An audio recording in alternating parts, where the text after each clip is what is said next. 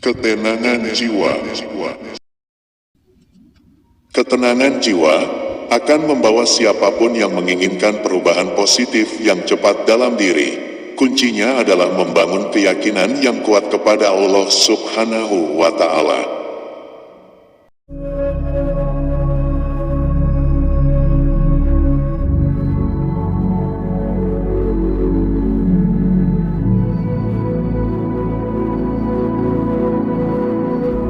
Bismillah walhamdulillah, wassalatu, wassalamu ala asyrafil anbiya'i, wal mursalin. Asyhadu alla ilaha illallah, wa asyhadu anna muhammadar rasulullah. Amma ba'du, sobat muslim yang dirahmati Allah, subhanahu wa ta'ala. Dengan kekuatan iman, seorang yang pengecut, bisa berubah menjadi seorang yang pemberani. Seorang yang pemalas, bisa berubah menjadi bersemangat, sehingga semuanya dapat diraih dengan menjadikan makrifatullah sebagai landasan hidup.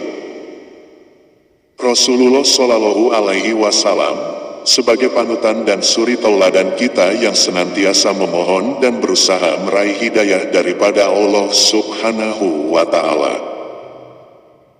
Dengan memperbanyakkan zikir munajat sebagai kunci ketenangan hati, serta taubat nasuha sebagai sarana mencari ketenteraman dalam hidup, dan zikrullah maut, kita senantiasa mengingat kematian yang datangnya tiada satupun makhluk yang tahu.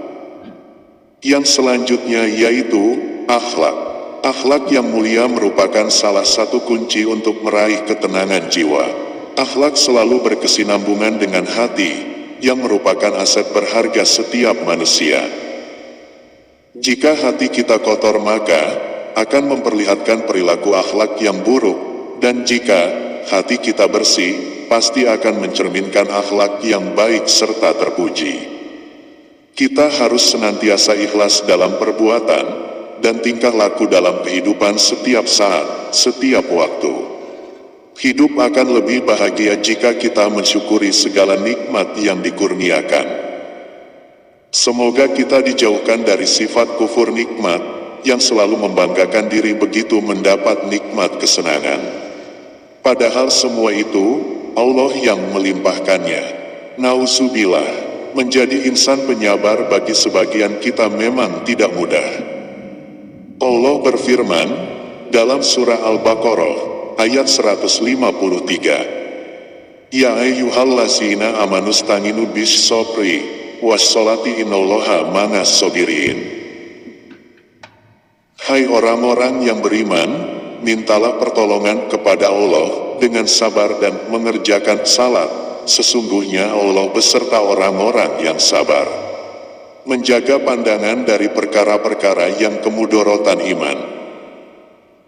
Hal ini juga merupakan salah satu kunci mencari ketenangan dalam jiwa, sebagai contohnya karena memandang aurat lawan jenis bisa merusak keimanan kita. Ketaatan kita menjalankan perintah Allah dan berusaha untuk meninggalkan yang dilarang oleh Allah. Itulah kunci utama kita ketika kita berusaha untuk menggapai cinta dan kasih sayang Allah Subhanahu wa Ta'ala. Selain itu, selalu hormat dan patuh kepada ibu bapak.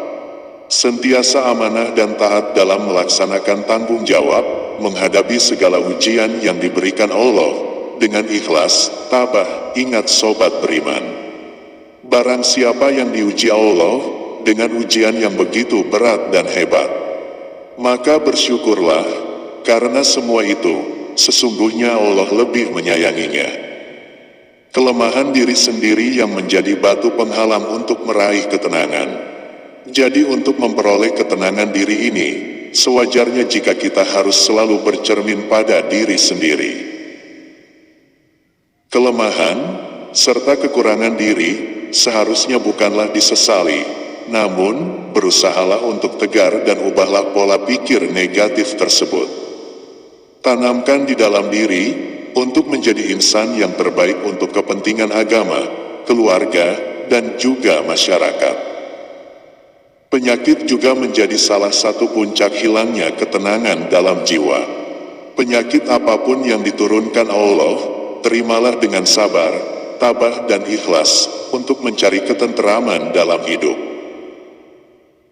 Pupuklah hati untuk menyadari setiap hikmah yang tersembunyi di balik kepayahan dan kesusahan, karena penyakit hati merupakan satu penyakit yang sukar untuk diobati. Ada seseorang yang menyatakan, ketika saya dihimpit hutang, jatuh sakit, dicerca dan difitnah, saya pun segera bersikir, subhanallah, alhamdulillah. Allahu Akbar, beratus-ratus malah, beribu-ribu kali, tetapi mengapa hati ini tetap tidak bisa tenang juga? Sobatku, zikrullah itu hakikat bukan sekadar menyebut atau menuturkan kalimat. Ada bedanya antara berzikir dengan membaca kalimat zikir.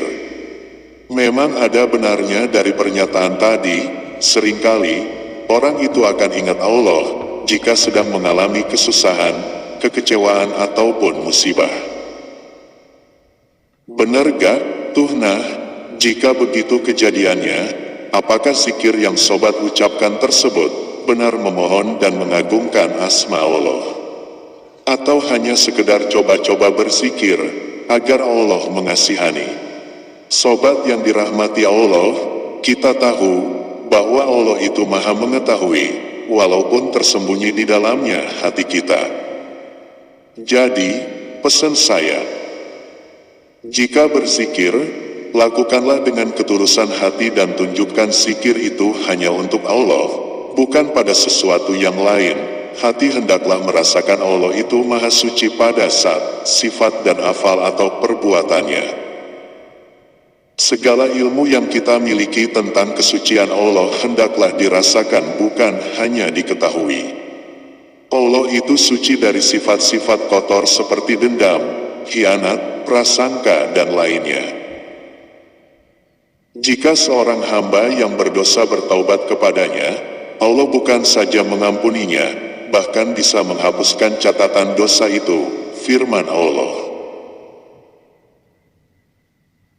Ya ayyuhallazina amanu, tubu ilallahi taubatan nasuhan, nasarobukum an yukafirongankum, sayiatikum wa yudhilakum, janaatin tajri min tahtihal anhar, yauma la yukzilohun nabi, wallazina amanu, mangahun nuruhum yasna, baina aidihim wa biaimanihim, yakuluna robana atmim lana, nurona wakfir lana, inaka ngala, kulis syai'in qadir. Wahai orang-orang yang beriman, bertaubatlah kepada Allah dengan taubat yang semurni-murninya. Mudah-mudahan Allah akan menghapuskan kesalahan-kesalahan kamu dan memasukkan kamu ke dalam surga-surga yang mengalir di bawahnya sungai-sungai. Surah At-Tahrim ayat 8. Nah, itulah Allah yang Maha Rahman dan Maha Rahim. Walaupun dosa dari makhluknya itu sudah sebanyak buih di lautan, jika manusia itu bertaubat dengan taubatan nasuhah, maka Allah akan selalu menepati janjinya, akan memberikan ampunan pada makhluk itu, bahkan memberikannya surga. Masya Allah. Sifat ini sungguh sangat berbeda sekali dengan kita, sebagai manusia yang kadang begitu sulit untuk memaafkan kesalahan orang lain. Begitulah kotornya hati kita yang senantiasa diserubungi dendam, prasangka, dan sukar memaafkan. Sekali lagi, tidak seperti Allah yang begitu suci dan pemaaf. Jadi, rasa kehambaan, rasa bertuhan, memahami maksud takdir, mendapat hikmah di balik setiap ujian yang kita terima, atas ketetapan Allah Subhanahu wa Ta'ala. Hati adalah sumber dari segala-galanya dalam hidup kita. Agar kehidupan kita baik dan benar, maka kita perlu menjaga kebersihan hati kita. Jangan sampai hati kita kotori dengan hal-hal yang dapat merusak kehidupan kita, apalagi sampai merusak kebahagiaan hidup kita di dunia ini dan hingga di akhirat nanti. Sekiranya demikian syiar yang dapat saya sampaikan untuk hari ini. Salam sehat untuk semua. Dan tunggu syiar bermanfaat lainnya yang akan segera saya berikan. Wabillahi taufik wal hidayah. Wassalamualaikum warahmatullahi wabarakatuh.